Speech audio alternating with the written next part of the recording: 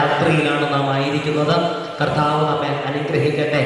ഒന്നാം ദിനം നന്മതിന്മകളെ കുറിച്ച്, അതിൻ്റെ ഫലം ഭക്ഷിച്ചതുകൊണ്ടുള്ള അനന്തരഫലത്തെക്കുറിച്ചും ഒക്കെ നാം മനസ്സിലാക്കി.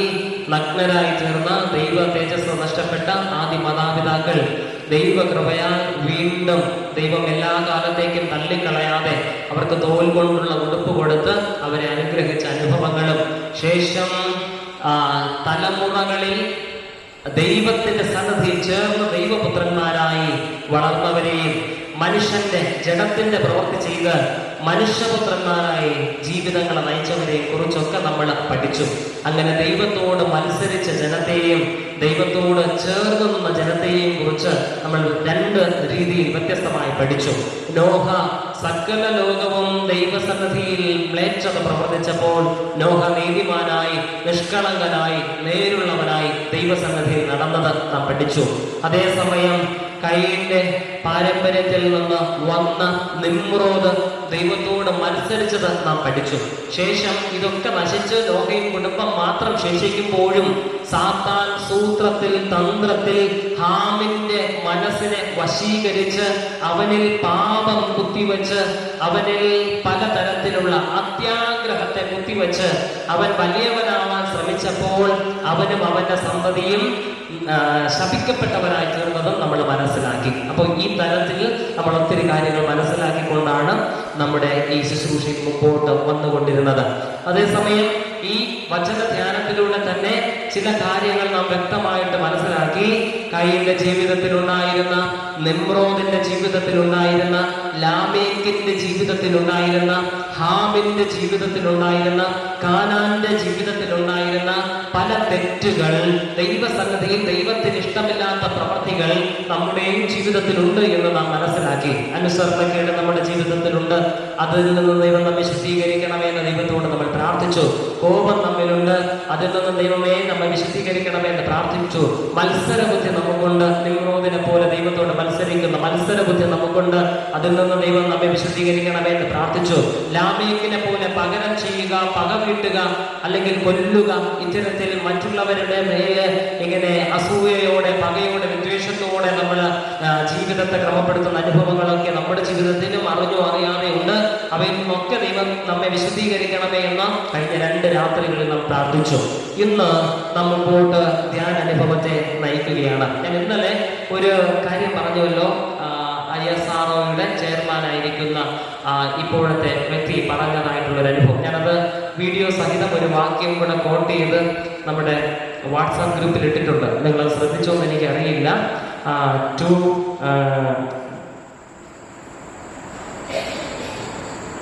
ടു ഡൈമെൻഷനും നമുക്ക് മനസ്സിലാക്കാൻ പറ്റുന്ന ഒരു പരിധി, 3 ഡൈമെൻഷൻ പോലും നമുക്ക് മനസ്സിലാക്കാൻ പറ്റാത്ത 3D പോലും നമുക്ക് നമ്മുടെ ഈ പഞ്ചേന്ദ്രിയങ്ങൾ കൊണ്ട് മനസ്സിലാക്കാൻ പറ്റാതെ സാങ്കേതിക വിദ്യ കൊണ്ട് പോലുമാണ് മനസ്സിലാക്കുന്നതെന്നും, എന്നാൽ പ്രപഞ്ചത്തിൽ, സൗരയുധത്തിൽ, മറ്റ് ഈ ഭൂമി വിട്ട് പലതരത്തിലുള്ള കാര്യാദികളെ കുറിച്ച് പഠിക്കുമ്പോൾ എത്തി നിൽക്കുന്നത് 11, അതായത് 11ാമത്തെ ഡയമെൻഷനിലാണെന്നൊക്കെ നമ്മൾ മനസ്സിലാക്കി. ഞാൻ കോട്ട് ചെയ്ത വചനം ഇതാണ്. കർത്താവ് പറഞ്ഞത് ഇങ്ങനെ: ഞാൻ ഭൂമിയിലുള്ളത് പറഞ്ഞിട്ട് പോലും നിങ്ങൾ വിശ്വസിക്കുന്നില്ല, പിന്നെ എങ്ങനെയാണ് സ്വർഗത്തിലുള്ളത് പറയാൻ നിങ്ങൾ വിശ്വസിക്കും? ഇങ്ങനെയാണ് കർത്താവ് ചോദിച്ചത്. ഇപ്പൊ നമ്മൾ അറിഞ്ഞതോ അറിയുന്നതോ ഒന്നുമല്ല, അതൊരംശം പോലും ആകുന്നില്ല, ഒത്തിരി ഉണ്ട് എന്ന് സ്വയം വിനയപ്പെടുത്തിക്കൊണ്ട് നമുക്ക് ദൈവസന്നിധിയിലായിരിക്കാം.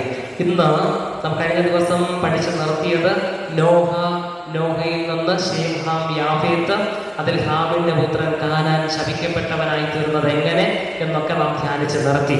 അപ്പോ തെറ്റു ചെയ്ത ആ പാരമ്പര്യത്തെ കുറിച്ചാണ്, അല്ലെങ്കിൽ തലമുറയെ കുറിച്ചാണ് നോഹയ്ക്ക് ശേഷം ആദ്യം പറയുന്നത്.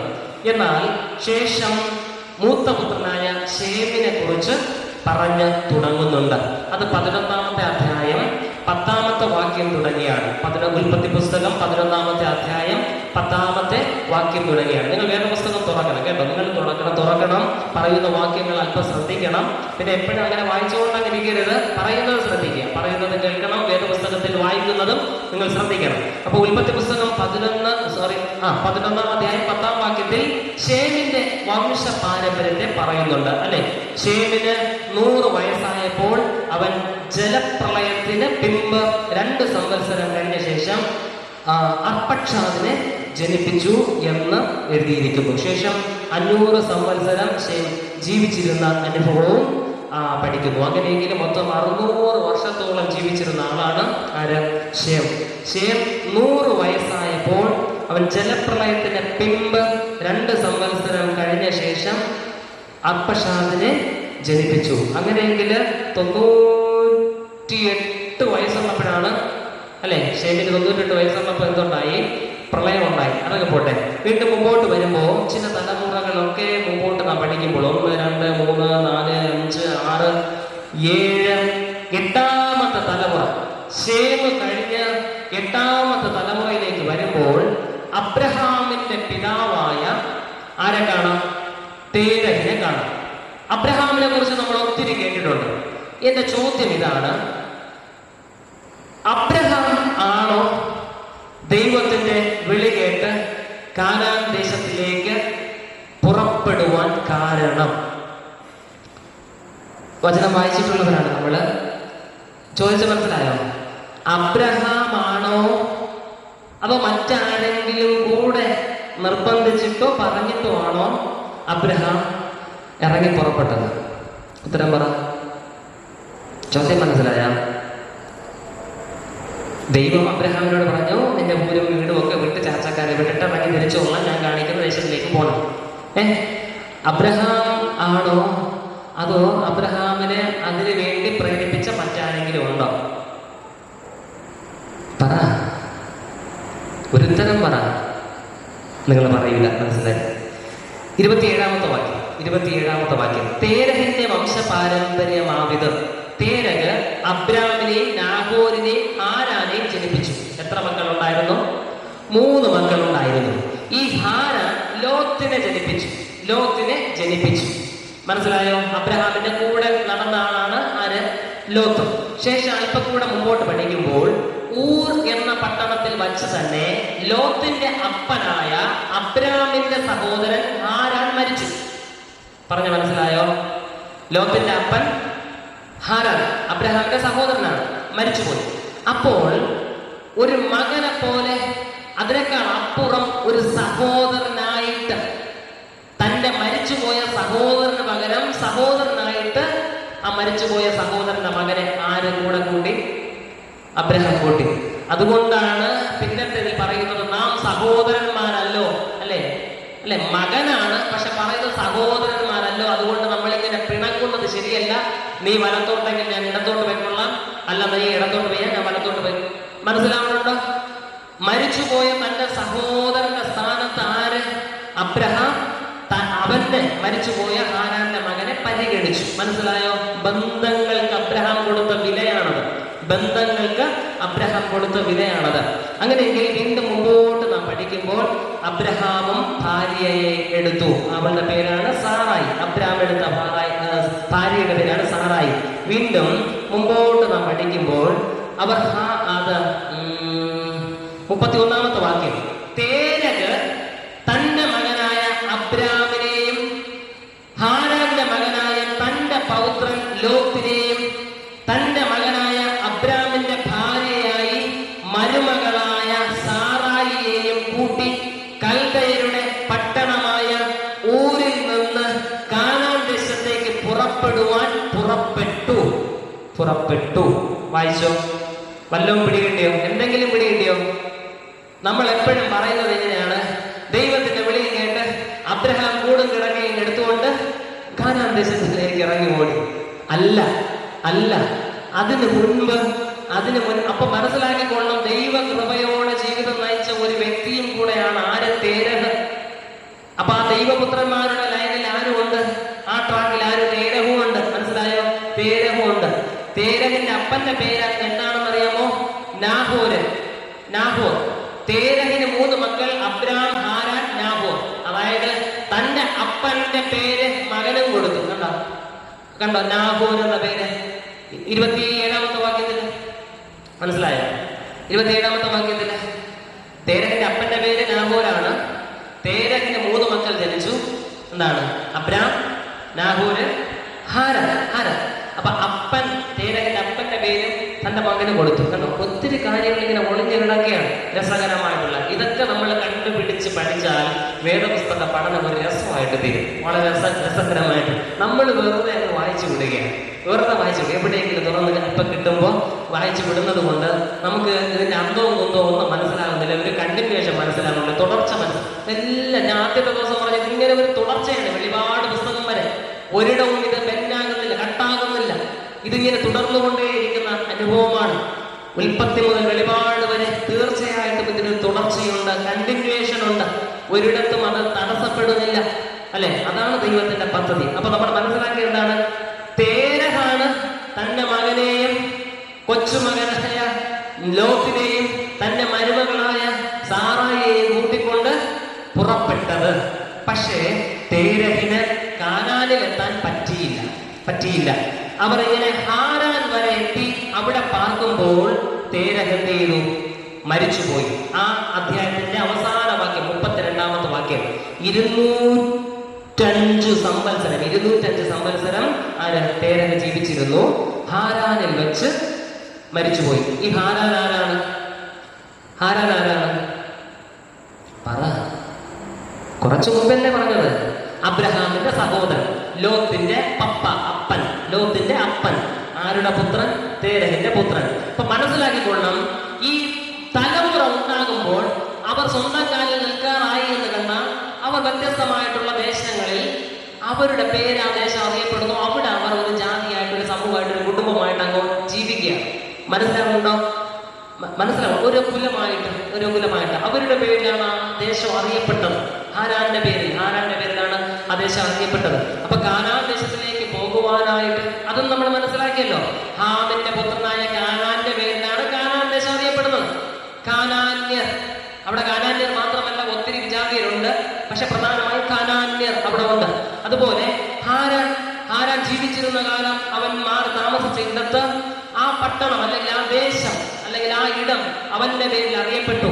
അപ്പൊ കാനാൻ ദേശത്തിലേക്ക് പുറപ്പെട്ട തേരഹും മകനും മരുമകളും കൊച്ചുമകനും എവിടെ? ഹാരാനിലെത്തിയപ്പോൾ ആര് മരിച്ചു? തേരഹ് മരിച്ചു. 12ാമത്തെ അധ്യായം. അപ്പോഴാണ് യഹോവ ആരെടുത്ത്? അബ്രഹാമിനെടുത്ത് ഇടപെടുവാനായിട്ട് തുടങ്ങിയത്. ഹല്ലേലൂയ. ഒറ്റ കാര്യം പറയാം ഇതിൽ നിന്ന്. ദൈവം നോക്കുന്നത് ദൈവത്തെ അന്വേഷിക്കുന്ന ബുദ്ധിമാന്മാരുണ്ടോ എന്നാണ്. ഇതിൽ നിന്ന് ഒരു രഹസ്യം കൂടെ ഞാൻ പറഞ്ഞു തരാം.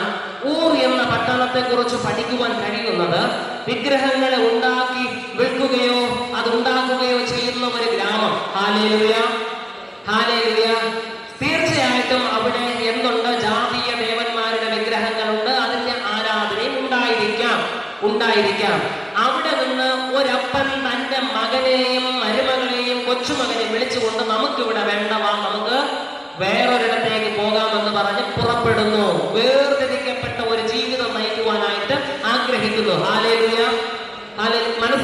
മനസ്സിലാവുന്നുണ്ടോ? അതായത് വിജാതീയ വിഗ്രഹങ്ങളുടെ ഇടയിൽ നിന്ന് വേറിട്ട ഒരു ജീവിതം നയിക്കുവാൻ ആഗ്രഹിച്ച് തേരഹ് തന്റെ മകനെയും മരുമകളെയും കൊച്ചുമകനെയും വിളിച്ചുകൊണ്ട് ഇറങ്ങി തിരിച്ചു.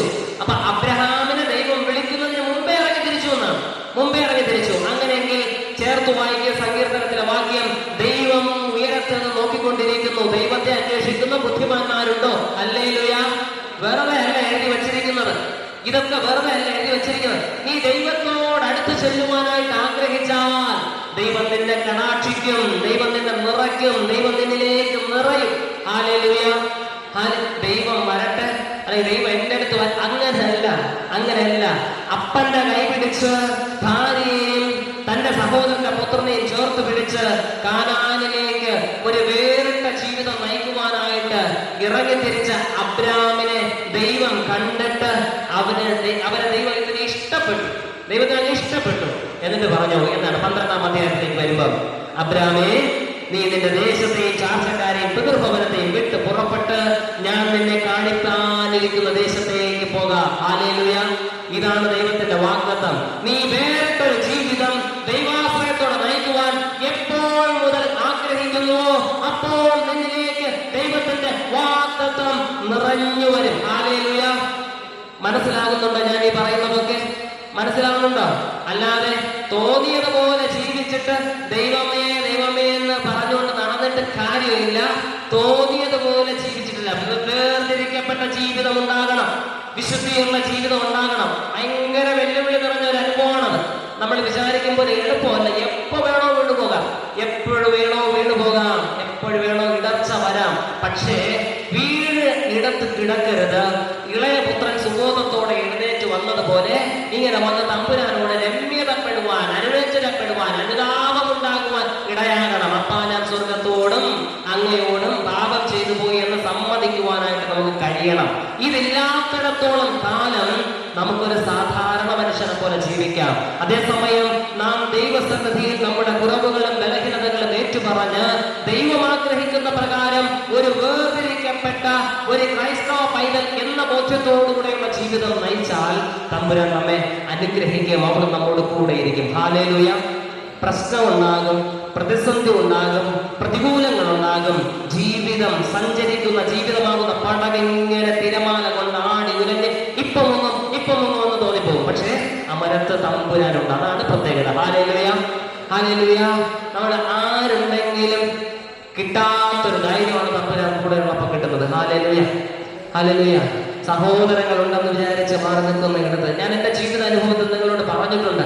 മെഡിക്കൽ കോളേജ് ആശുപത്രിയിൽ ഉച്ചമ്മയുടെ പപ്പയെയും കൊണ്ടുവച്ച് ഞാൻ അവിടെ ആയിരുന്നപ്പോൾ എൻ്റെ ഒപ്പം എൻ്റെ പ്രിയപ്പെട്ടവരൊക്കെ എന്നെ ഹെൽപ്പ് ചെയ്തു. ഇല്ലെന്ന് ഞാൻ പറയുന്നില്ല, പക്ഷെ ഞാൻ ഒറ്റയ്ക്കായ നിമിഷങ്ങളുണ്ട്, ഞാൻ തനിച്ചായി പോയ അനുഭവങ്ങളുണ്ട്. അവിടെ തമ്പുരാൻ ഇങ്ങനെ ആരെങ്കിലുമൊക്കെ കൂട്ടിച്ചേർക്കും. ഇപ്പോഴും ഞാൻ ആ ഡോക്ടറെ ഓർക്കുന്നുണ്ട്. എന്ത് ചെയ്യണം, എവിടെ കൊണ്ടുപോകണം അറിയാവുന്നപ്പോൾ എന്നെ കയ്യിൽ പേപ്പർ വാങ്ങി പറഞ്ഞ് ഇങ്ങനെ വിളിച്ചുകൊണ്ട് പോയ ഒരു ഡോക്ടർ. ഹൗസ് സർജൻ ചെയ്തുകൊണ്ടിരിക്കുന്ന ആളാണ്, പഠിച്ചു തീർന്നിട്ടില്ല. അയാള് അവിടുന്ന് എന്നെയും വിളിച്ചുകൊണ്ട് ഈ MRIക്കും സ്കാനിങ്ങിനും എക്സ്റേക്കും എല്ലായിടത്തും ഇങ്ങനെ ദൈവത്തെ കൊണ്ടിങ്ങനെ ഒരു വഴികാട്ടി കണക്ക്. ഹല്ലേലൂയ. എൻ്റെ ജീവിതത്തിൽ അനുഭവിച്ചതാണ്. ആരുമില്ലാത്തിടത്ത്. അതുകൊണ്ട് ദൈവത്തിൽ ആശ്രയിക്കുന്നവനെ ദൈവം ഒരു നാളും ഉപേക്ഷിക്കില്ല, കൈവിടില്ല. ഹല്ലേലൂയ. ഈ ദൈവത്തിൽ വിശ്വസിക്കണം. ഈ ദൈവത്തെയാണ് വിശ്വസിക്കേണ്ടത്. ഇവിടെ ദൈവത്തോട് അടുത്തു വരുവാൻ, വേറിട്ടൊരു ജീവിതം നയിക്കുവാൻ അബ്രഹാമും അവന്റെ അപ്പനും ആഗ്രഹിച്ചു. അവന്റെ അപ്പൻ മരിച്ചുപോയി. അബ്രഹാം പിന്നത്തേതിൽ അവിടുത്തെ ജീവിതമൊക്കെ വിട്ട്, ചാർച്ചക്കാരെ ബന്ധുക്കളെയും തുറന്ന പട്ടണമൊക്കെ വിട്ട് ഇറങ്ങിത്തിരിക്കുമ്പോൾ ദൈവം അവനെ വിളിച്ച് ഇങ്ങനെ പറയുകയാണ്, എന്ത് ചെയ്യണം, ഞാൻ കാണിപ്പാനിരിക്കുന്ന ദേശത്തേക്ക് പോകണം. ഹല്ലേലൂയ. തമ്പുരാൻ കാണിപ്പാനിരിക്കുന്ന ദേശത്തേക്കാണ് പോകേണ്ടത്. വല്ലവരും കാണിച്ചു തന്ന ദേശത്തേക്കല്ല, നീ കണ്ടുവച്ചിരിക്കുന്ന ദേശത്തേക്കല്ല, ഞാൻ കാണിപ്പാനിരിക്കുന്ന ദേശത്തേക്ക്. ഹല്ലേലൂയ. മനസ്സിലാകുന്നുണ്ടോ? ദൈവം നിന്നിൽ ഒന്ന് കണ്ടിട്ടുണ്ട്, അതിലേക്ക് സഞ്ചരിക്കും. പലരും പലതും പറഞ്ഞു തരും. അങ്ങനെ ചെയ്യും, ഇങ്ങനെ ചെയ്യും, ഇങ്ങനെ പോ. അല്ല, നിനക്ക് തന്നെ തോന്നും ഞാൻ ഇങ്ങനെ ചെയ്യാം, നിന്റെ അടുത്തോട്ട് പോകാം, അല്ലെങ്കിൽ ഇന്ന രീതിയിലായിരിക്കും. അല്ല, തമ്പുരാൻ പറയുന്നത് എന്താണ്? രണ്ടാമത്തെ വാക്യം, ഞാൻ നിന്നെ വലിയൊരു ജാതിയാക്കും. അതിന് മുമ്പ്, ഞാൻ നിന്നെ കാണിപ്പാനിരിക്കുന്ന ദേശത്തേക്ക് പോകാം. പോയാൽ എന്താണ് അനുഗ്രഹം? ഞാൻ നിന്നെ വലിയൊരു ജാതിയാക്കും, നിന്നെ അനുഗ്രഹിച്ച് നിന്റെ പേർ വലുതാക്കും, നീ ഒരു അനുഗ്രഹമായിരിക്കും. ഹല്ലേലൂയ. ശേഷം മുമ്പോട്ട് നാം പഠിക്കുമ്പോൾ വ്യക്തമായിട്ട് നമുക്ക് മനസ്സിലാക്കുവാൻ കഴിയുന്ന ചില അനുഭവങ്ങളുണ്ട്. അതാണ് ഞാൻ നിങ്ങളെ പറഞ്ഞ് ഇന്നൊന്ന് പഠിപ്പിക്കുവാൻ ആഗ്രഹിക്കുന്നത്. അബ്രഹാമിന്റെ ജീവിതത്തിലെ ചില ഗുണഗണങ്ങൾ അത് നമ്മുടെ ജീവിതത്തിൽ വേണം. അബ്രഹാമിന്റെ ജീവിതത്തിലെ ചില ഗുണങ്ങൾ, നല്ല അനുഭവങ്ങൾ. ദൈവം വിളിച്ചു, ദൈവം വേർതിരിച്ചു, ദൈവത്തിന് വേണ്ടി അല്ലെങ്കിൽ ദൈവം പറഞ്ഞ പ്രകാരം അവൻ ഇറങ്ങി തിരിച്ചു. കൈ വീശി പോയവൻ പിന്നത്തേതിൽ അനുഗ്രഹിക്കപ്പെട്ട മഹാനായി സമ്പത്ത് വർദ്ധിച്ച്, അല്ലേ, ദൈവത്താൽ അവൻ അനുഗ്രഹിക്കപ്പെട്ടവൻ. ദാസിദാസന്മാരാലും മറ്റ് മൃഗങ്ങളാല് പൊന്നും വെള്ളി കൊണ്ടൊക്കെ അനുഗ്രഹിക്കപ്പെട്ടവൻ. വെറുതെ ഇറങ്ങി തിരിച്ചവൻ അനുഗ്രഹിക്കപ്പെട്ടതിന് കാരണം ഹല്ലേലൂയ. ഒന്ന്, അവൻ പോയ ഇടത്തൊക്കെയും അവൻ ചെയ്യുന്ന ഒരു കാര്യമുണ്ട്. യാഗപീഠം പണിയും, യഹോവയുടെ നാമത്തിൽ ആരാധിക്കും. ഹല്ലേലൂയ, ഹല്ലേലൂയ, ഹല്ലേലൂയ. മനസ്സിലാക്കിക്കൊള്ളണം. 12-ാമത്തെ അധ്യായം 7-ാമത്തെ വാക്യം. അങ്ങനെ ദൈവം പറഞ്ഞതനുസരിച്ച് അവൻ പോവുകയാണ്. അപ്പോൾ കാനാൻ ദേശത്ത് ഒത്തിരി പേര് മുമ്പോട്ടെത്തി. അവർ എന്താണ് 5-ാം വാക്യം. അബ്രാം തന്റെ ഭാര്യയായ സാറായിയെയും സഹോദരന്റെ മകനായ യോത്തിനെയും തങ്ങൾ ഉണ്ടാക്കിയ സമ്പത്തുകളൊക്കെയും തങ്ങൾ ഹാരാനിൽ വെച്ച് സമ്പാദിച്ച ആളുകളെയും കൂട്ടിക്കൊണ്ട് കാനാൻ ദേശത്തേക്ക് പോകുവാൻ പുറപ്പെട്ട് കാനാൻ ദേശത്തേക്ക് എത്തി. കാനാൻ ദേശത്തിൽ അവർ എത്തി. പറഞ്ഞതുപോലെ ദൈവം പറഞ്ഞ പോലെ എവിടെ എത്തി? കാണിച്ച ദേശത്തെ എത്തിയപ്പോൾ അവിടെ വെച്ച് ആര് പ്രത്യക്ഷനായി? 7-ാം വാക്യം. യഹോവ അബ്രാമിന് പ്രത്യക്ഷനായി. ഹല്ലേലൂയ. ദൈവം പ്രത്യക്ഷനായി. എന്നിട്ട് പറയുകയാണ്, നിന്റെ സന്തതിക്ക് ഞാൻ ഈ ദേശം കൊടുക്കുമെന്ന് അരുളി ചെയ്തു. എന്താണ് പ്രത്യക്ഷനായിട്ട് പറഞ്ഞതെന്നാണ്? ദൈവം പ്രത്യക്ഷനായിട്ട് പറഞ്ഞതാണ്, നീ ഇപ്പോ എത്തി, നീ ഇരിക്കുന്ന ഈ ദേശം ആർക്ക് കൊടുക്കും? നിന്റെ സന്തതിക്കും കൊടുക്കും. അപ്പോൾ ഈ അബ്രഹാം ചെയ്തത് എന്താണ്? തനിക്ക് പ്രത്യക്ഷനായ യഹോവയ്ക്ക് അവൻ അവിടെ ഒരു യാഗപീഠം പണിതു. ഹല്ലേലൂയ. മനസ്സിലാക്കിക്കൊള്ളണം. അവിടെ എവിടെയാണത്? കാനാൻ ദേശം. അബ്രഹാം ശേഖേം എന്ന സ്ഥലം വരെയും ഏലോൻ മോര വരെയും ദേശത്തുകൂടി സഞ്ചരിച്ചു. അവിടെ അവൻ കൂടാരം അടിച്ചു. അവിടെ അവൻ ഒരു യാഗപീഠം പണിതു. ശേഷം വീണ്ടും ബേതേലിന് കിഴക്കുള്ള മലയ്ക്ക് പുറപ്പെട്ട് ബേതേലിന് പടിഞ്ഞാറും ഹായിക്ക് കിഴക്കുമായി കൂടാരം അടിച്ചു. അവിടെ നിന്ന് വീണ്ടും മുമ്പോട്ട് പോയി. അപ്പൊ ആദ്യവിടത്തെത്തി, കാനാൻ ദേശത്തൊരിടത്തെത്തി, അവിടെ യാഗപീഠം പണിതു. ശേഷം വീണ്ടും മുമ്പോട്ട് സഞ്ചരിച്ച് കൂടാരം നീക്കിയടിച്ചു. അവിടെ 8-ാം വാക്യം.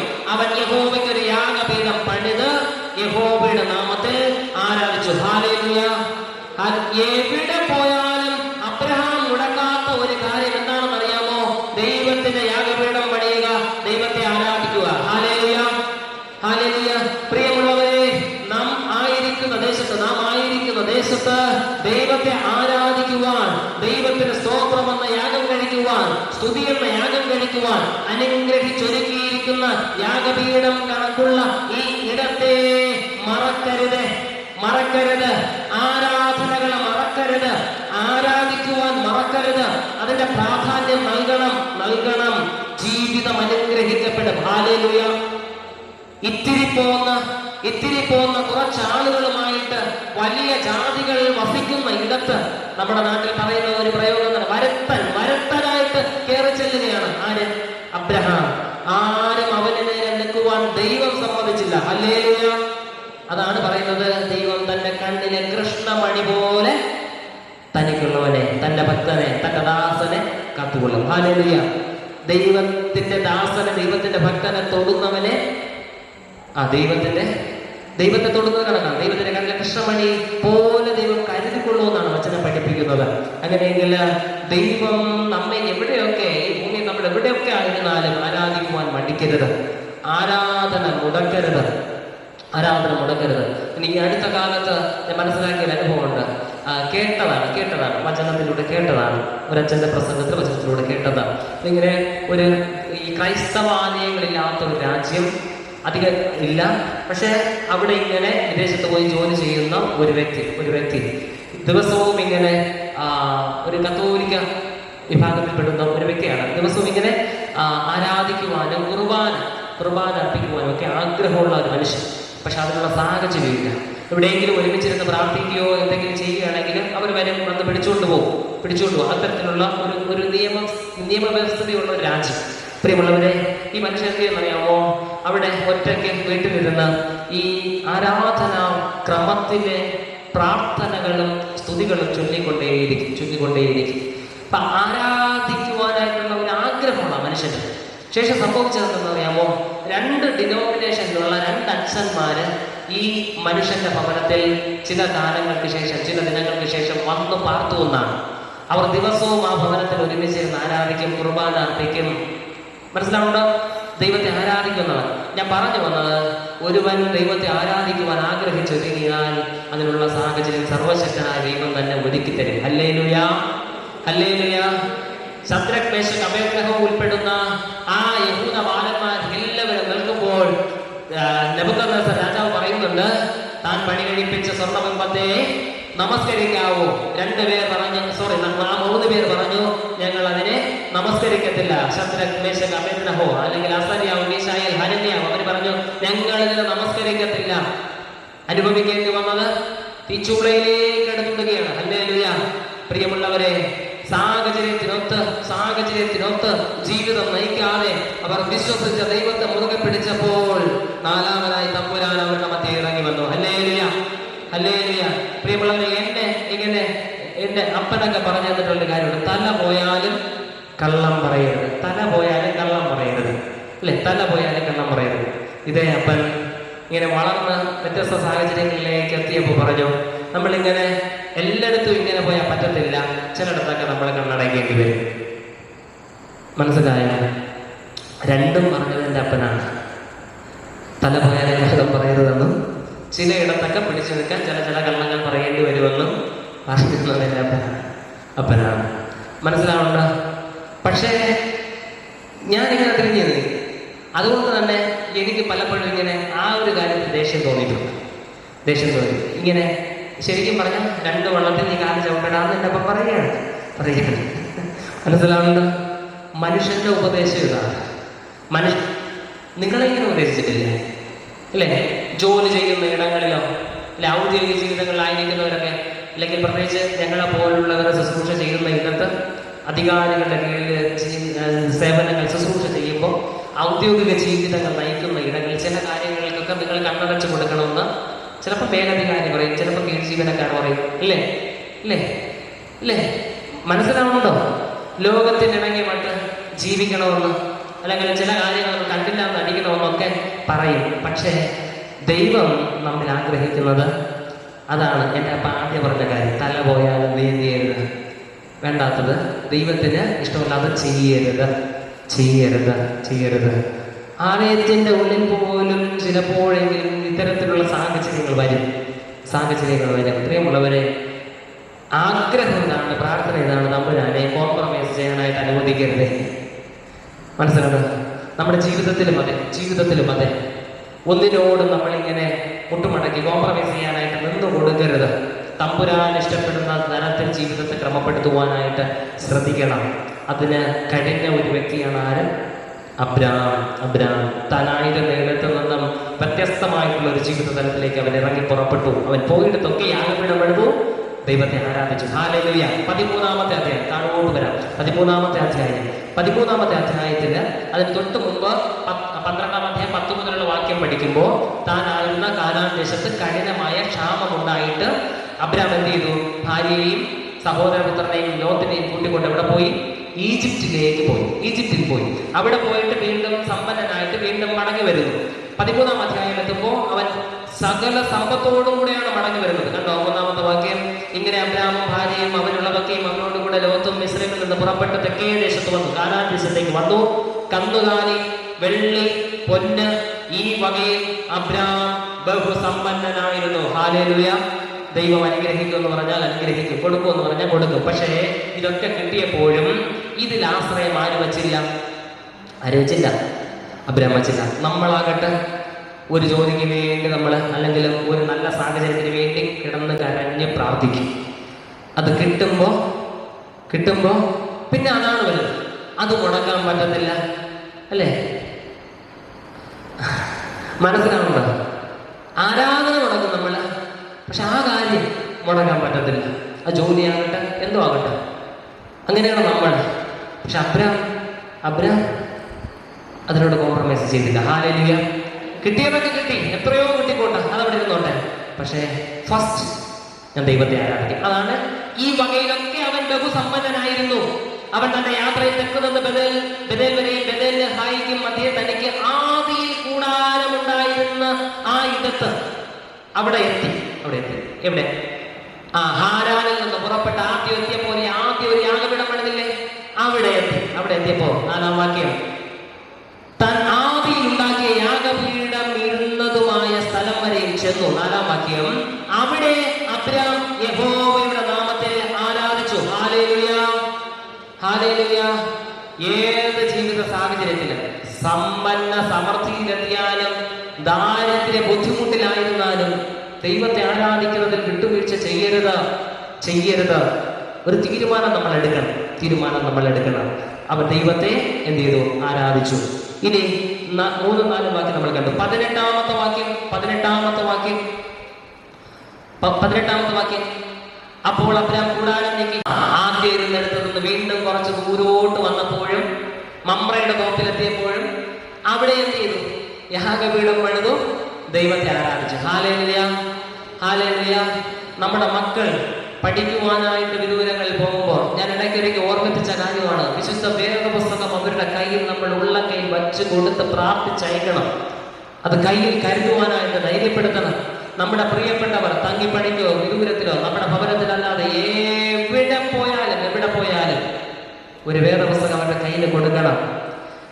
വേദപുസ്തകത്തിന്റെ കയ്യിൽ കൊടുക്കണം.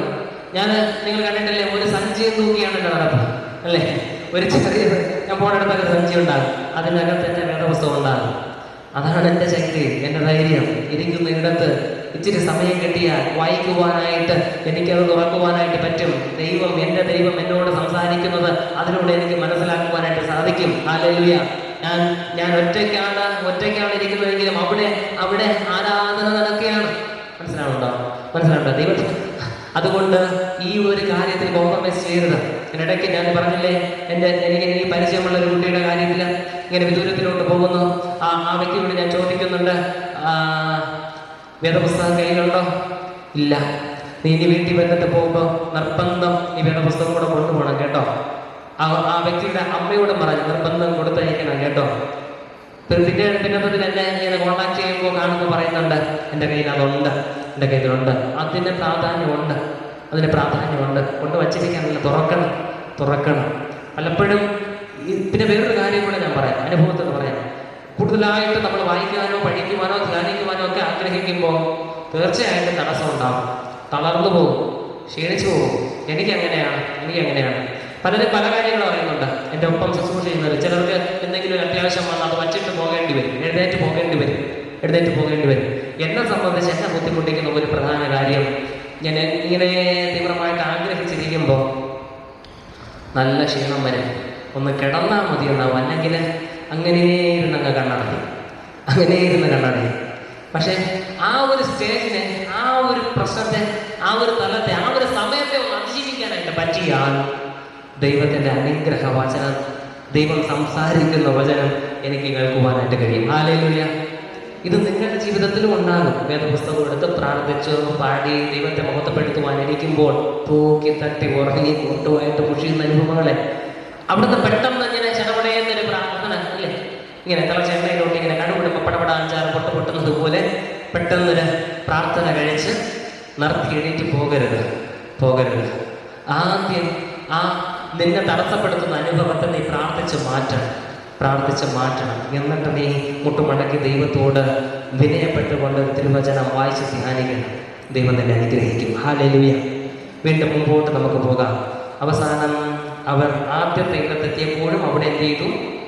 ദൈവത്തെ ആരാധിച്ചു.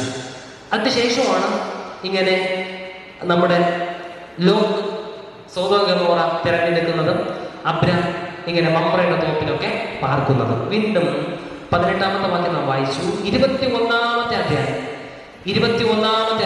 ഹല്ലേലൂയ. 21-ാമത്തെ അധ്യായം 33-ാമത്തെ വാക്യം. അവിടെ ഇസ്ഹാക്കിനെ ദൈവം നൽകി. എന്നാൽ ഇസ്ഹാക്കിനെ മോറിയായിൽ യാഗമർപ്പിക്കാൻ പോകുന്നതിന് മുമ്പ്, മനസ്സിലാവുണ്ടോ? യാഗമർപ്പിക്കാൻ പോകുന്നതിന് മുമ്പ് ഇപ്പോൾ ഫെലിസ്ത്യരുടെ ദേശത്തിലേക്കാണ് അബ്രാം മടങ്ങിപ്പോയത്. അന്യജാതിക്കാരുടെ ഇടയിലാണ് മടങ്ങിപ്പോയത്. അതായത് അബ്രഹാമിന് ദൈവം കൊടുക്കും, അവന്റെ സന്തതിക്ക് കൊടുക്കുമെന്ന ദേശം വിട്ട് ഫെലിസ്ത്യരുടെ ദേശത്തേക്ക് ചെന്ന് പാർക്കേണ്ട ഒരു സാഹചര്യം എത്തി. നമ്മൾ സാധാരണ നാട്ടുപുറത്ത് എന്ത് പറയും? ചേരത്തിൽ നിന്ന് നാട്ടിൽ പോയ നടുകഷണം തിന്നണം അല്ലേ എന്നാണ് പറയുന്നത്. പക്ഷേ നമ്മൾ അങ്ങനെയാണ് ചിന്തിക്കുന്നത്. എവിടെ പോയാലും അല്ലേ അവിടെ അവരുടെ ഇടയിൽ. പക്ഷെ അബ്രഹാമിന് നോക്ക്, ഫെലിസ്ത്യരുടെ ദേശത്തേക്ക് മടങ്ങിപ്പോയി അവിടെ പാർക്കുമ്പോൾ അബ്രഹാം ബേർശേബയിൽ ഒരു പിചുത വൃക്ഷം നട്ടു. ഒരു തൈ നട്ടു. നിത്യദൈവമായ യഹോവയുടെ നാമത്തിൽ ആ മനസ്സിലാകുന്നുണ്ടോ? അബ്രഹാം കുറെ കാലം അവിടെ ഫെലിസ്ത്യരുടെ ദേശത്ത് പാർത്തു എന്നാണ്. അപ്പൊ അന്യദേശത്ത് പോയി വ്യത്യസ്തമായ ആരാധന രീതി, വ്യത്യസ്തമായ വിശ്വാസം, അല്ലെ, വ്യത്യസ്ത സാഹചര്യം, വ്യത്യസ്ത സംസ്കാരം. പക്ഷേ അബ്രഹാം ആരിൽ വിശ്വസിച്ചുവോ ആ ദൈവത്തെ മാത്രം അവിടെയും ആരാധിച്ചു. Hallelujah, hallelujah. ഒരു പ്രശ്നം വരുമ്പോ, ഒരു പ്രതികൂലം വരുമ്പോ നീ അവിടെ പോയി കാണിക്കേണ്ട കൊള്ളാം കേട്ടോ, അല്ലെങ്കിൽ ഇന്നടുത്ത് പോയി ചോദിച്ചറിഞ്ഞാൽ കൊള്ളാം കേട്ടോ, അല്ലെ. പലരും ആരാധന ഉള്ള ഫെലിസ്ത്യരുടെ ഇടയിൽ ചെന്ന് பார்த்தപ്പോ അവൻ ദൈവത്തെ ആരാധിക്കുന്ന ഇടത്തിന് വേണ്ടി ഒരു പിചുല വൃക്ഷത്തെ നട്ടിട്ട്, അല്ലെ, അവിടെ ഇരുന്ന് എന്താണ് പറയുന്നത്? നിത്യദൈവമായ യഹോവയുടെ നാമത്തിൽ ആരാധിച്ചു. ഹല്ലേലൂയ. അതിന്റെ അർത്ഥം എന്നേക്കുമുള്ള ദൈവത്തിന്റെ നാമത്തിൽ ആരാധിച്ചു. ഹല്ലേലൂയ, ഹല്ലേലൂയ. മനസ്സിലാക്കിക്കൊള്ളണം, ഈ ദൈവം എന്നും എന്നേക്കും മാറാത്തവനാണ്. ഹല്ലേലൂയ. ഈ ദൈവം നമ്മെ ഉപേക്ഷിക്കത്തില്ല, ഈ ദൈവം നമ്മെ കൈവിടത്തില്ല. അപ്പോൾ അബ്രഹാമിന്റെ ജീവിതത്തിൽ ഒന്നാമത്തെ പ്രധാനപ്പെട്ട കാര്യം എന്താണ്? ആരാധനയ്ക്ക് പ്രാധാന്യം നൽകി. ആരാധനയ്ക്ക് പ്രാധാന്യം നൽകണം, ആരാധിക്കണം. ദൈവത്തെ ആത്മാവിലും സത്യത്തിലും ആരാധിക്കണം. അതിന് നമ്മെ സഹായിക്കുന്നത് പരിശുദ്ധാത്മാവാണ്. വീണ്ടും നമ്മൾ ആവർത്തിച്ചെടുത്തുകൊണ്ട് പ്രാർത്ഥിക്കണം.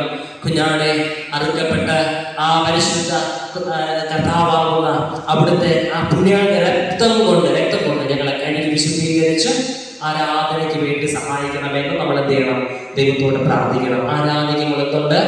വിടുതൽ. നമ്മൾ ആദ്യം പാടി, അല്ലേ? ആരാധിക്കുമ്പോൾ സൗഖ്യമുണ്ട്, ദേഹം വേഗി ആത്മാവിൽ സമാധാനം സന്തോഷവും നമ്മെ കൊണ്ട് നിറയ്ക്കും ആരാധനയും. അത് നമ്മൾ അനുഭവിക്കണം. ദൈവത്തിന്റെ കൃപ നമ്മൾ അനുഭവിക്കണം. ആരാധന ഒരു ക്രൈസ്തവന്റെ ജീവിതത്തിന്റെ പ്രാണവായുവായിരിക്കണം, ജീവൻ ശ്വാസമായിരിക്കണം. ശ്വാസം എടുക്കുന്നത് പോലെ എപ്പോഴും ദൈവത്തെ ആരാധിക്കണമെന്നാണ്. ഓട്ടെ. 2, അബ്രഹാം ചെയ്ത കാര്യം, അവൻ യഹോവയിൽ വിശ്വസിച്ചു. Hallelujah, hallelujah. 15-ാമത്തെ അധ്യായം 6-ാമത്തെ വാക്യം. 15-ാമത്തെ അധ്യായം 6-ാമത്തെ വാക്യം. അബ്രഹാം യഹോവയിൽ വിശ്വസിച്ചു, അത് അവന് നീതിയായി കണക്കിട്ടു. അതെന്ന് പറഞ്ഞാൽ വിശ്വാസം, അബ്രഹാമിന്റെ വിശ്വാസം. അവനെന്ന് പറഞ്ഞാൽ സർവശക്തനായ ദൈവം. അവന് എന്ന് പറഞ്ഞാൽ അബ്രഹാമിന് എന്തിനായി കണക്കിട്ടു? നീതിക്കായിട്ട് കണക്കിട്ടു. ഹല്ലേലൂയ.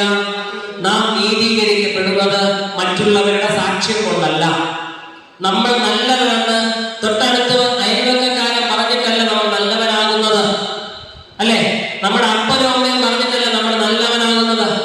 നമ്മുടെ മക്കളുടെ സർട്ടിഫിക്കറ്റ് കിട്ടിയിട്ടല്ല മാതാപിതാക്കൾ നല്ലവരാകുന്നത്.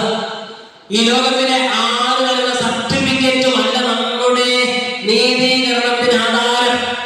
നമ്മൾ പഠിച്ച് ഒരു കലാലയത്തിൽ പോകുമ്പോൾ എന്ത് സർട്ടിഫിക്കറ്റ് തരും? സ്വഭാവ സർട്ടിഫിക്കറ്റ് തരും, അല്ലെ? കയ്യിലിരിപ്പ് നല്ലതാണ് എങ്കിൽ ഈ സർട്ടിഫിക്കറ്റും കൂടെ വെച്ച് നമ്മൾ അടുത്തൊന്ന് അപേക്ഷിക്കുമ്പോൾ അവിടെ എന്ത് കിട്ടും? നല്ല മാർക്കൊക്കെ ഉണ്ടെങ്കിൽ അഡ്മിഷൻ കിട്ടും. കയ്യിലിരിപ്പ് മോശമാണെങ്കിൽ എത്ര മാർക്ക് ഉണ്ടെങ്കിലും അവർ ഈ ഒരു സ്വഭാവ ദൂഷ്യത്തിന്റെ പേരിൽ ചിലപ്പോ നമുക്ക് അഡ്മിഷൻ നിഷേധിക്കാം. ഹല്ലേലൂയ. അപ്പൊ അത് ഈ ലോകത്തിൽ നമുക്ക് കലാലയങ്ങളിൽ നിന്ന് കിട്ടുന്ന സർട്ടിഫിക്കറ്റ്, സ്വഭാവ സർട്ടിഫിക്കറ്റ്. ഔദ്യോഗിക ജീവിതത്തിൽ ഇതുണ്ട്. നമ്മുടെ ശുശ്രൂഷയിലും ഇതുണ്ട്. നമുക്ക് ഒരു സർവീസ് ബുക്ക് ഉണ്ട് ടൈംസസില്. എനിക്ക് കിട്ടിയില്ല, അവിടെ കിട്ടും കേട്ടോ. അപ്പൊ അതിലും നമ്മൾ എന്തെങ്കിലും കയ്യിലിരിപ്പ് മോശം പ്രവൃത്തി ഉണ്ടായാല്, അല്ലേ, ആ റെക്കോർഡാണ്, അല്ലെ? ഒരവസരത്തിൽ ഇത് പരിശോധിക്കുമ്പോ ഇന്നിന്റെ സാഹചര്യത്തിൽ ഇന്നിന്റെ പ്രശ്നങ്ങളൊക്കെ ഉണ്ടാക്കിയവരെന്നോ എന്നൊക്കെ പറഞ്ഞ് വേണമെങ്കിൽ എന്ത് ചെയ്യാം? നമുക്ക് ലഭിക്കേണ്ടുന്ന ഒരു നന്മയെ ഡിഗ്രേഡ് ചെയ്യും. മനസ്സിലാവുന്നുണ്ടോ? അപ്പോ ഈ ലോകം തരുന്ന ഒരു സ്വഭാവ സർട്ടിഫിക്കറ്റ്. പക്ഷെ ദൈവം പറയുന്നത് എന്താണ്? ലോകം ചിലപ്പോ കുറച്ച് വാങ്ങിയിട്ട് നല്ല സർട്ടിഫിക്കറ്റ് എഴുതി കൊടുക്കും. മനസ്സിലാവുന്നുണ്ടോ? കുറച്ച് പാരിതോഷികമൊക്കെ വാങ്ങിയിട്ട് ഒരു നല്ല സർട്ടിഫിക്കറ്റ് എഴുതി കൊടുക്കാം, അല്ലേ? പക്ഷെ ദൈവത്തിന്റെ സന്നിധിയില് നീ കുറച്ച് നോട്ട് കെട്ട് കൊണ്ടുവച്ചാൽ അത് വാങ്ങിയിട്ട് ദൈവത്തിന് നീ നല്ലവനെന്ന് പറയത്തില്ല. നിന്റെ വിശ്വാസത്താലാണ് നീ നീതീകരിക്കപ്പെടുന്നത്. ഹല്ലേലൂയ, ഹല്ലേലൂയ, ഹല്ലേലൂയ. വിളിച്ചവനും വിശ്വസ്തനെന്ന് വിശ്വസിച്ചവനാണ് അബ്രഹാം. ആ വിശ്വാസത്തെ ദൈവം നീതിയായി കണക്കിട്ടു.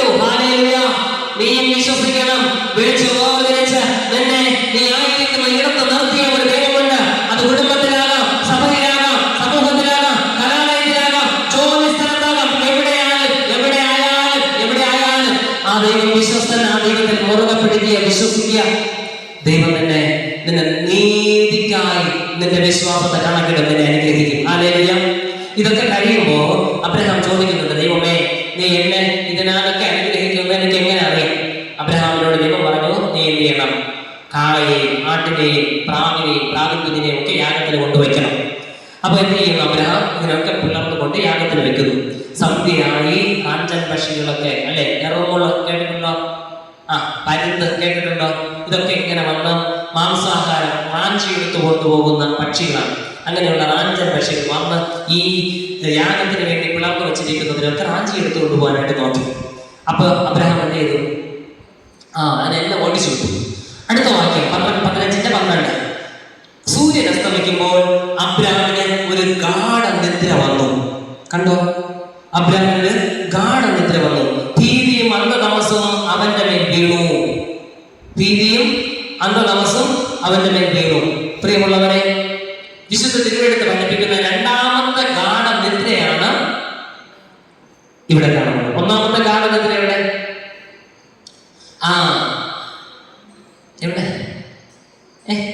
ഫസ്റ്റ് ഓപ്പറേഷൻ നടന്നപ്പോ അല്ലേ? തമ്പുരാൻ ആദാമിന്റെ വാരിയെടുത്ത സ്ത്രീയെ ഉണ്ടാക്കുന്നതിന് മുമ്പ് മക്കളെ നീ ഉറങ്ങിക്കൂടാന്ന് പറഞ്ഞു ഗാഢനിദ്ര കൊടുത്തു അല്ലേ? ഇപ്പൊ രണ്ടാമത്തെ ഗാഢനിദ്രയാണ് ഇവിടെ. ഇപ്പൊ കണ്ട ഒരു കണക്ഷൻ കിടക്കുന്നത് കണ്ടോ? നമ്മൾ ഇതുപോലെ കഴിഞ്ഞ ദിവസവും പറഞ്ഞു, തോട്ടത്തിൽ വെച്ച് ഒന്നാമത്തെ ഭാഗം, രണ്ടാമത്തെ ഭാഗം അല്ലെങ്കിൽ രണ്ടാമതൊരു വിശുദ്ധീകരിക്കപ്പെട്ട സന്തതിയെ ദൈവം തിരഞ്ഞെടുക്കുമ്പോഴും പ്രശ്നം ഉണ്ടായത് ഒരു തോട്ടത്തിന്റെ അനുഭവമാണ്. മുന്തിരി തോട്ടം നട്ടുണ്ടാക്കി വീടുണ്ടാക്കി കുടിച്ചു അല്ലേ? വീണ്ടും അവിടെ പാപം കടന്നുകൂടുന്നതിനുള്ള സാഹചര്യം ഉണ്ടായി. ഇപ്പൊ രണ്ടാമത്തെ ഗാഢനിദ്ര വന്നു. ഇവിടെ കർത്താവ് ചില കാര്യങ്ങൾ പറയുന്നുണ്ട്. എന്താണ്? നിന്റെ സന്തതി അന്യദേശത്ത്, സ്വന്തമല്ലാത്ത ദേശത്ത് 400 വർഷം പ്രവാസികളായിരിക്കും. എത്രാമത്തെ തലമുറയാണ് തിരിച്ചു വരിക? 4ാം തലമുറക്കാരാണ് വീണ്ടും ഇവിടെ തിരിച്ചു വരിക എന്നൊക്കെ പറഞ്ഞ് എന്ത് ചെയ്യും? കർത്താവ് കുറച്ച് കാര്യങ്ങൾ പറയുന്നുണ്ട്. ശേഷം പറയുന്നത്, നീ നല്ല വാർദ്ധക്യത്തിൽ അടക്കപ്പെടും. നീ നിന്റെ നല്ല വാർദ്ധക്യത്തിൽ അനുഗ്രഹിക്കപ്പെട്ടവനായി അടക്കപ്പെടും. ഹല്ലേലൂയ. അബ്രഹാമിൽ ദൈവം നീതിയായി കണ്ടത് അവന്റെ വിശ്വാസം. ഇനിയും അതിന് ഞാൻ ഒന്നുകൂടെ വിശദീകരിക്കാം. 22-ാമത്തെ അധ്യായം കൂടുതലൊന്നും പറയുന്നില്ല. ദൈവം അബ്രഹാമിനെ വിളിച്ചു, പരീക്ഷിച്ചു. പണ്ടത്തെ പോലെ ഈ എന്റെ പിള്ള കൊച്ചൻ വിശ്വാസമുള്ളവനാണോ അല്ലെ? ദൈവം പരീക്ഷിച്ചു എന്ന് വ്യക്തമായിട്ട് എഴുതിയിട്ടുണ്ട്. ടെസ്റ്റ് ചെയ്തു അല്ലെ? ടെസ്റ്റ് ചെയ്തു. അവന്റെ വിശ്വാസം എത്രമാത്രം ഉണ്ട് എന്ന് ടെസ്റ്റ് ചെയ്തു.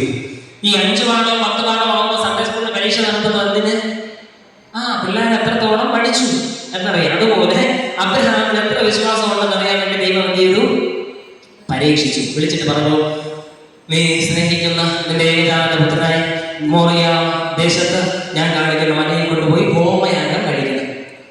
അപ്പോ അതിരാവിലെ വെളുപ്പിന് എഴുന്നേറ്റ് കടലിക്ക് കോപ്പിട്ട് ബാല്യക്കാരെ 2 പേരെയും വിളിച്ച് മകനായ ഇസ്ഹാക്കിനെ കൂട്ടി ഹോമയാഗത്തിനുള്ള വിറകൊക്കെ കയറി എടുത്തുകൊണ്ട് എങ്ങോട്ട് പോയി?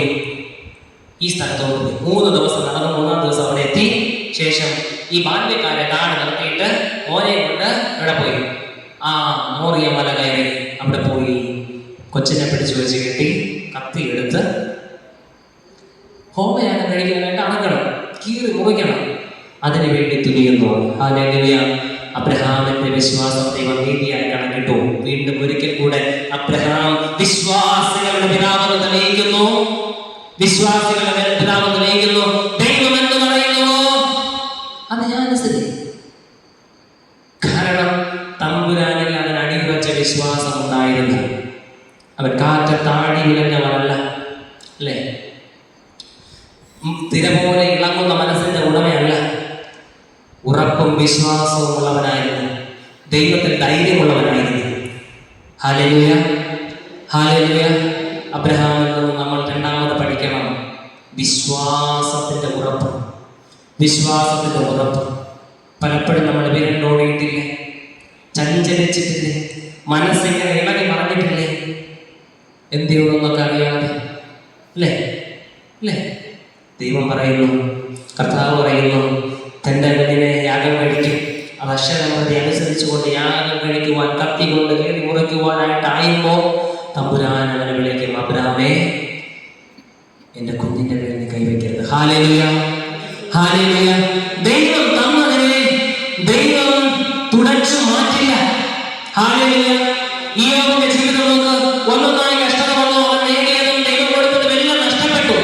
പക്ഷേ അവൻ വിശ്വാസത്തിൽ ഒന്നുകൂടെ ഉറപ്പിക്കപ്പെട്ടപ്പോൾ ദൈവം അവർക്ക് ഇരട്ടിയായി കൊടുത്തു.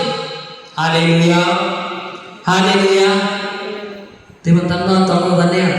എന്ത് പ്രശ്നം ഉണ്ടായാലും, എന്ത് പ്രതികൂലം ഉണ്ടായാലും തുടച്ചു മാറ്റാൻ പറ്റത്തില്ല, എടുത്തു മാറ്റാൻ പറ്റത്തില്ല, നഷ്ടമാകത്തില്ല, തീർന്നു പോകത്തില്ല. മനസ്സിലാക്കുക.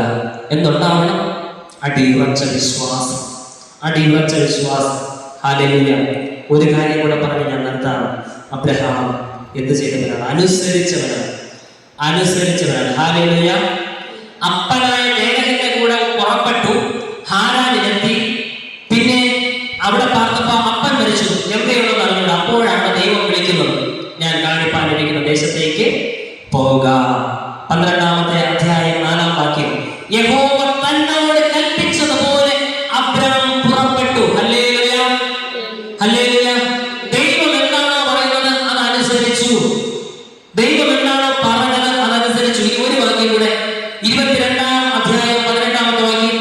22-ാം അധ്യായം 18-ാമത്തെ വാക്യം.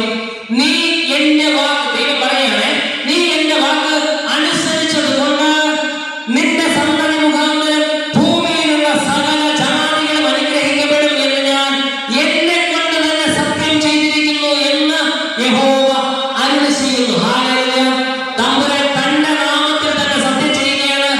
അല്ലയോ അബ്രഹാമേ, നീ എന്നെ അനുസരിച്ചത് കൊണ്ട്, ഞാൻ പറഞ്ഞത് അണുവിടവറ്റാതെ അക്ഷരം പ്രതി അനുസരിച്ചത് കൊണ്ട് നീ മുഖാന്തരം നിന്റെ സന്തതി മുഖാന്തരം ഈ ഭൂമിയിലെ സകല ജാതിയെ ഞാൻ അനുഗ്രഹിക്കാനായിട്ട് പോവുകയാണ്. Hallelujah, hallelujah.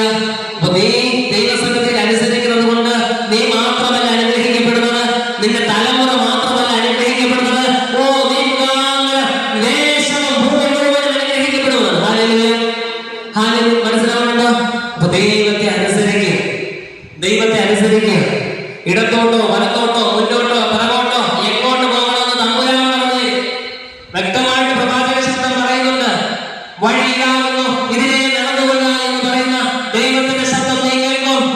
നീ ദൈവത്തെ അനുസരിച്ച് ജീവിച്ചാൽ. അതുകൊണ്ടാണ് ശമൂവേൽ പ്രവാചകന്റെ പുസ്തകത്തിൽ ഇങ്ങനെ രേഖപ്പെടുത്തി വെച്ചത്, അനുസരിക്കുന്നത് യാഗത്തെക്കാളും ശ്രദ്ധിക്കുന്നത് മുട്ടാടുകളുടെ മേധസ്സിനേക്കാളും നല്ലത്. ഹല്ലേലൂയ. നീ കൊണ്ടുവന്ന് അർപ്പിക്കുന്ന കാഴ്ചകളേക്കാൾ, നേർച്ചകളേക്കാൾ, നീ അർപ്പിക്കുന്ന ആരാധന സ്തോത്ര യാഗത്തേക്കാൾ നീ ദൈവത്തിന്റെ വചനം അനുസരിക്കുന്നതാണ് നല്ലത്. Hallelujah, hallelujah. അങ്ങനെയെങ്കിൽ ദൈവത്തെ അനുസരിക്കണമെങ്കിൽ ദൈവം പറഞ്ഞതെന്തെന്ന് അറിയണം. അതിനാണ് ഞങ്ങളെ പോലുള്ളവര് ഇതെടുത്ത് ഘോരഘോരം കീറി വിളിക്കുന്നത്. വേറെ തൊഴിലിട്ടാണോ? അല്ല. വേറെ പണിയില്ലാഞ്ഞിട്ടാണോ? അല്ല. ഇത് നിങ്ങൾ കേൾക്കണം, ഇത് നിങ്ങൾ അറിയണം. തമ്പുരാൻ എന്ത് പറഞ്ഞിരിക്കുന്നു, എന്ത് ചെയ്യണം, എന്ത് ചെയ്യണ്ട, ഇതൊക്കെ നിങ്ങൾ മനസ്സിലാക്കി ദൈവത്തെ അനുസരിച്ച് ജീവിക്കേണ്ടുന്നതിന് ദൈവം എന്താണോ പറയുന്നത് എന്ന് വ്യക്തമായി അറിയുന്നത് തിരുവെഴുത്തിലൂടെയാണ്. അല്ലാതെ എവിടെയെങ്കിലും പോയി പ്രാർത്ഥിച്ചോ ചോദിച്ചോ എന്നോ എന്തെങ്കിലുമൊക്കെ പറയുന്നു, നീ ഇത് ചെയ്യുന്ന പറയുന്നത് ആരെങ്കിലും പറയുന്നത് കേട്ടല്ല നീ അനുസരിക്കേണ്ടത്. ആരെങ്കിലും പറയുന്നതല്ല നീ അനുസരിക്കേണ്ടത്. തമ്പുരാന്റെ മുമ്പിൽ മുട്ടുമടങ്ങി നീ വചനം വായിച്ച് ധ്യാനിച്ചിട്ട് അതിലൂടെ ദൈവം പറഞ്ഞു നീ എന്ത് ചെയ്യണം,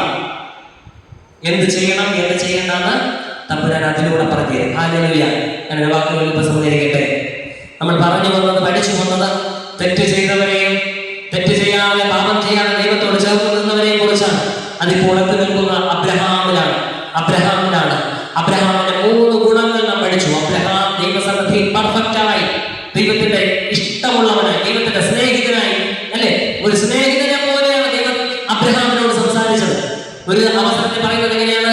ഞാൻ എന്റെ ദാസനായ അബ്രഹാമിനോട് സൊദോം ഗൊമോറയിൽ ചെയ്യാനിരിക്കുന്നത് പറയാതിരിക്കുമോ? അല്ലെ, അബ്രഹാമിനോട് ദൈവം പറഞ്ഞു, എടാ നിന്റെ മോൻ, അല്ലെ, നിന്റെ സഹോദരന്റെ മോൻ താമസിക്കുന്നവനെ നശിപ്പിക്കാൻ വേണ്ടി നോക്കുകയാണ്, അല്ലെ. അപ്പോ അബ്രഹാം അവന് വേണ്ടി ഇതുവരെ നിൽക്കുകയാണ്. 50 പേരുണ്ടെങ്കിൽ, 45 പേരുണ്ടെങ്കിൽ, 40 ഉണ്ടെങ്കിൽ, 30 ഉണ്ടെങ്കിൽ, അങ്ങനെ 5 പേരുണ്ടെങ്കിൽ എങ്ങനെ രക്ഷപ്പെടുന്നു എന്ന് ചോദിക്കും. ലോകത്തിനെയും കുടുംബത്തെയും രക്ഷപ്പെടുത്തുന്ന സാഹചര്യം ദൈവം ഒരുക്കി കൊടുക്കുകയാണ്, അല്ലേ?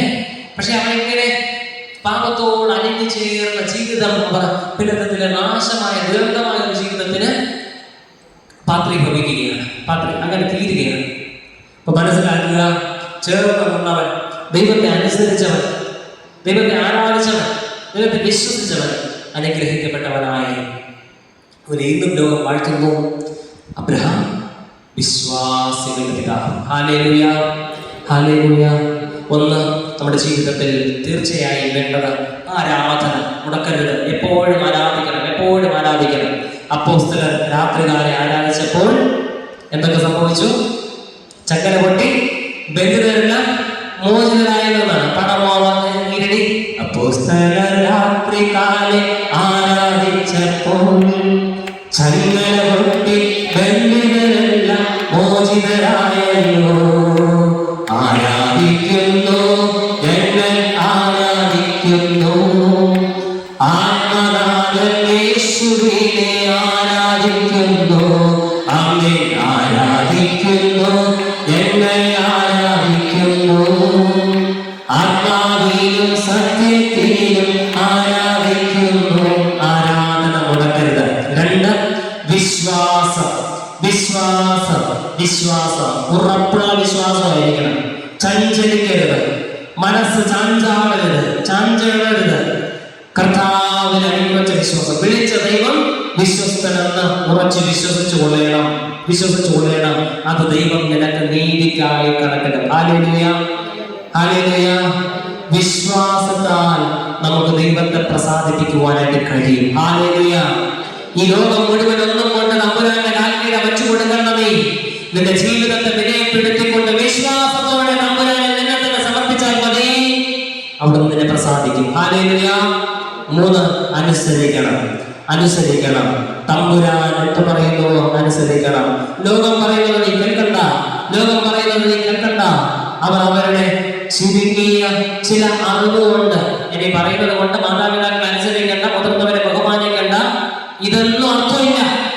വല്ലവരൊക്കെ വല്ലതും വന്ന് പല രീതിയിൽ ഉപദേശിക്കുകയും അനുസരിക്കണമെന്നാണ് പറഞ്ഞത്. ദൈവം പറയുന്നത് നിങ്ങൾക്ക്, അതാണ് ഞാൻ പറഞ്ഞത്. മനസ്സിലാവുന്നുണ്ടോ? തെറ്റിദ്ധരിക്കരുത്. വചനത്തെ ദുർവ്യാഖ്യാനം ചെയ്യരുത്. വചനം ദുർവ്യാഖ്യാനം ചെയ്ത് കേട്ട് അതനുസരിക്കരുത്. എന്താണോ പറയുന്നത്, നീ വലത്തോട്ടോ ഇടത്തോട്ടോ എവിടെ എങ്ങോട്ട് പോകണമെന്ന് പറഞ്ഞു തരുവാനായിട്ട് ദൈവമുണ്ട്, തമ്പുരാനുണ്ട്. അവിടെ നിന്നോട് ഇടപെടും. ആ കർത്താവിന്റെ വചനത്തെ പൂർണ്ണമായി അനുസരിക്കണം. കർത്താവിനെ അനുസരിക്കണമെങ്കിൽ കർത്താവിന്റെ വചനം അറിയണം. ഈ വചനം എപ്പോഴും എന്റെ ജീവിത യാത്രയിൽ കാരണദൈവവും ഭാവിക്ക് പ്രകാശവുമായിരിക്കണം. ദൈവത്തോട് എപ്പോഴും പ്രാർത്ഥിക്കണം. അല്ലെങ്കിൽ കർത്താവിന്റെ ന്യായപ്രമാണത്തിൽ അത്ഭുതങ്ങളെ കാണാൻ എന്റെ കണ്ണ് തുറന്നു തരണമേ എന്ന് പ്രാർത്ഥിക്കണം.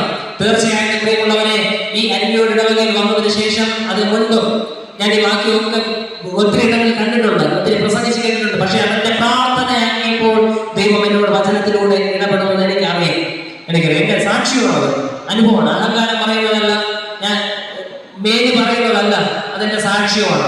ദൈവത്തോട് ഞാൻ പ്രാർത്ഥിച്ചു, വലിയ കർത്താവേ, ഇന്ന് ന്യായപ്രമാണത്തിന്റെ അത്ഭുതങ്ങളെ കാണേണ്ടുന്നതിന് എന്റെ കണ്ണുകളെ തുറക്കേണ്ടതെന്ന് പ്രാർത്ഥിച്ചപ്പോൾ ദൈവം ഇടപെട്ടത് എനിക്കറിയാം. അതുകൊണ്ട് അനുഭവത്തിൽ നിന്ന് പറയട്ടെ, ആരാധന മുടക്കരുത്, വിശ്വാസം മുറുകെ പിടിക്കുക, കർത്താവിനെ അനുസരിക്കുക. തമ്പുരാന്റെ ദിവ്യമായ കൃപ അനുഭവിക്കുവാനായിട്ട് നമുക്ക് കഴിയും. അവിടെ നമ്മെ നടത്തും. ഹല്ലേലൂയ. ആ ദൈവത്തിന്റെ മാറ്റമില്ലാത്ത നാമം മഹത്വപ്പെടട്ടെ. ആമേൻ. നമുക്ക് എല്ലാവർക്കും